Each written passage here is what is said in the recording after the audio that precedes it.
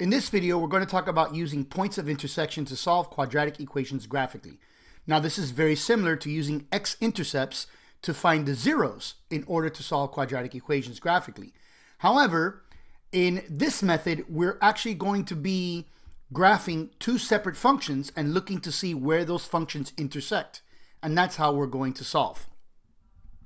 So if we look at this equation here, 2 times the difference of x and 4 squared minus 2 equals 0, we can see that it is in vertex form, which is a times x minus h squared plus k. And it's called vertex form because the vertex is the points h comma k, where h represents the x value of the vertex and k represents the y value of the vertex. So you can very easily identify the vertex when a function is in vertex form because you take the opposite of this number, because this says negative h, and that's your h value or your x value, and you take this number, k, and that's your y value. And so that's why it's called vertex form. Now this equation is already set equal to 0, which we would use if we were going to solve by using x-intercepts and finding the zeros. But since we're going to be drawing two functions and looking to see where they intersect, we actually don't want the equation equal to 0. So what is going to happen, the way we're going to do this is we're going to take this k value, which is negative 2, and move it to the other side. So it's actually going to look like this: a times x minus h squared equals k. So if I take this negative 2 and move it over here, it becomes a positive 2. So the equation is going to look like this: 2 times x minus 4 squared equals positive 2. And so this equation here is where we're going to get our two functions from. Each side will become one of the functions. So this left side, we're going to call that f of x. So we're going to say here f of x equals 2 times x minus 4 squared. And the right side, the 2, that's going to be our other function. We're going to call that g of x. I'm going to say g of x equals 2. And those are going to be the two functions that we're going to graph. So let's go ahead and graph g of x equals 2 first, because it is the easier function to graph. And so remember, g of x equals 2 is the same thing as saying y equals 2. So where is the line y equals 2? So what we're saying when we say g of x equals 2 or y equals 2 is we're saying, where are all the points that have a y value of 2? So if I think about that, well, here's a point that has a y value of 2. Here's another point that has a y value of 2. And here's another point that has a y value of 2. All of these points have a y value of 2. So the line for g of x equals 2 or y equals 2 is a horizontal line that goes through 2 on the y-axis, because every single point on this line has a y value of 2. So now let's graph f of x equals 2 times x minus 4 squared. Now remember, this is in vertex form, and the vertex is h comma k, right? And so this is negative h, so we take the opposite of this number, so our vertex is going to be the opposite of negative 4 is positive 4, and we take our k value. Well, we don't see a k value here, and that's because our k value is 0. So our vertex is at the point 4 comma 0. So I'm going to go here, 4 comma 0, here's the location of our vertex. And that also tells us that our axis of symmetry is where x equals 4. So it is this line right here, this vertical line right here.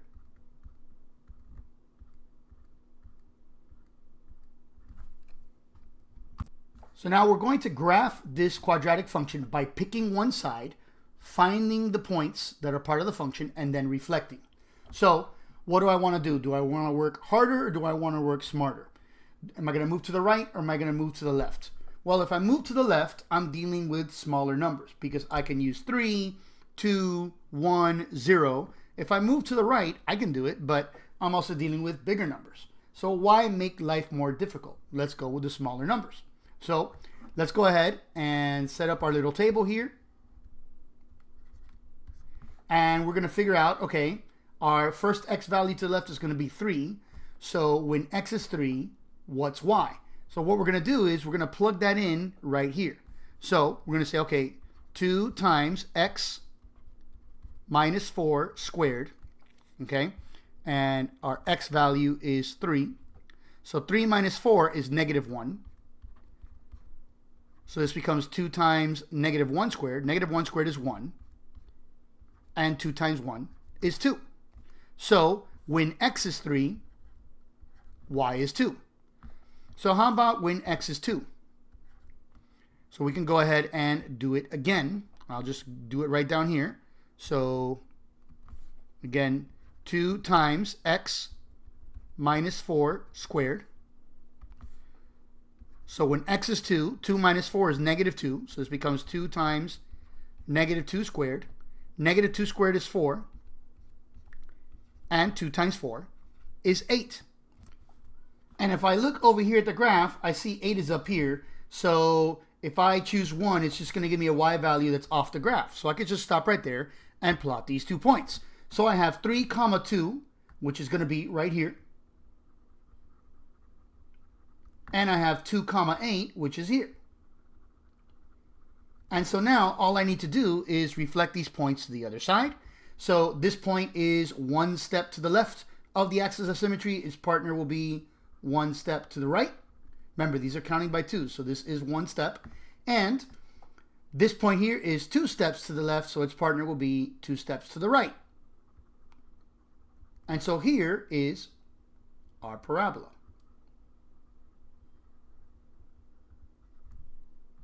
Not perfect, but good enough. And just like when we used x-intercepts to find the zeros to find our solution, we can see here what the solution is. It is where this parabola intersects the line g of x equals 2.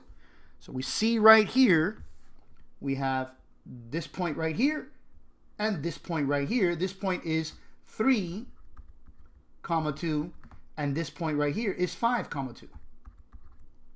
And once again, the solution is the x values that give us those intersection points. So the solution for this quadratic equation is x equals 3 and x equals 5. All right, so let's take a look at this second example. And I encourage you to pause and try it on your own instead of just watching me do it. You learn math better if you do math instead of just watching someone else do math. So here's our equation, and we see that it's set equal to 0. And remember, we don't want that because we want to graph 2 separate functions and see where they intersect. So the way we're going to do that is to take this negative 12 and move it over. And you could do that by just dragging it over, and you know whenever you move something to the other side, you change signs. Or traditionally, how do we eliminate something from an equation? We do the opposite. So if I add 12 to both sides, that works also. And so my new equation is 3 times x minus 5 squared equals 12. And so what we're going to do is we're going to take each side of this equation and write a function for that side. So on the left side, we're going to have f of x equals 3 times x minus 5 squared. And on the right side, we're going to have g of x equals 12. So let's graph g of x equals 12 first. Remember, this is the same as y equals 12. So this line is the line where every point has a y value of 12. So here's 12 on the y-axis is right here. And so the line is a horizontal line that goes through 12 on the y-axis because every point on this line has a y value of 12. Now let's go ahead and graph the second function, f of x equals 3 times x minus 5 squared. We're going to go ahead and find the vertex first, remembering that the vertex is h, comma k, and we take the opposite of this value. So the opposite of -5 is 5. And our k value is not showing here because it's actually 0. So our vertex is at 5, comma 0, which is going to be right here, 2, 4, 6, so 5 is right here. Here's the vertex, 5, comma 0. And if that's where the vertex is, then I know that this is my axis of symmetry as well for my parabola.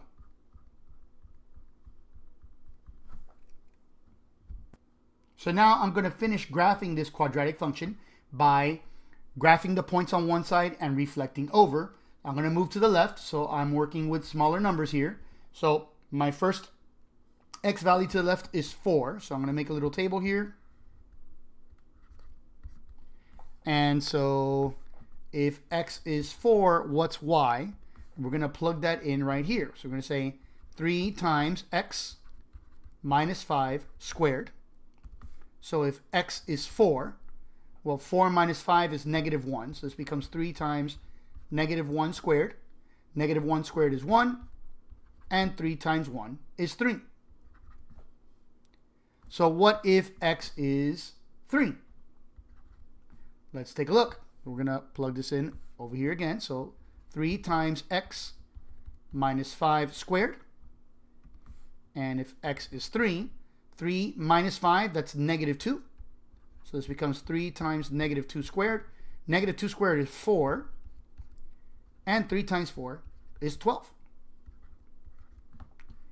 And I don't think I'm going to be able to place another point.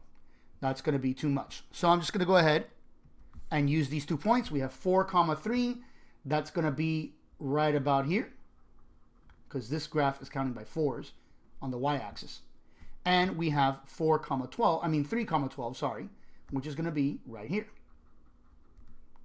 And so we're going to reflect. This point is 1 to the left of the axis of symmetry. Its partner will be 1 to the right. And this point is 2 to the left. Its partner will be 2 to the right. And so here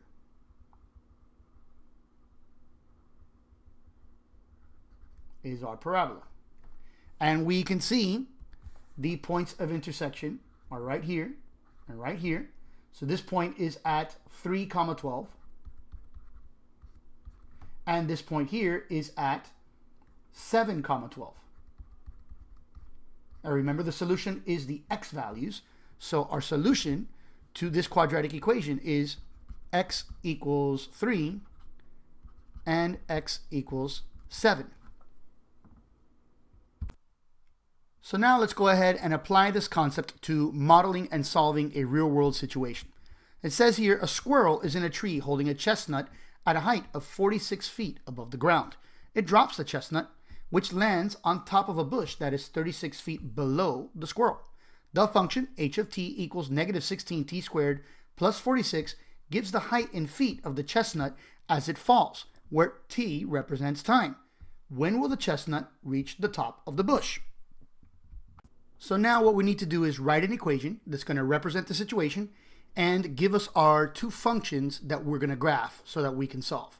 So the left side of our equation is going to represent the height of the chestnut in feet as it falls. So that's going to be -16t squared plus 46.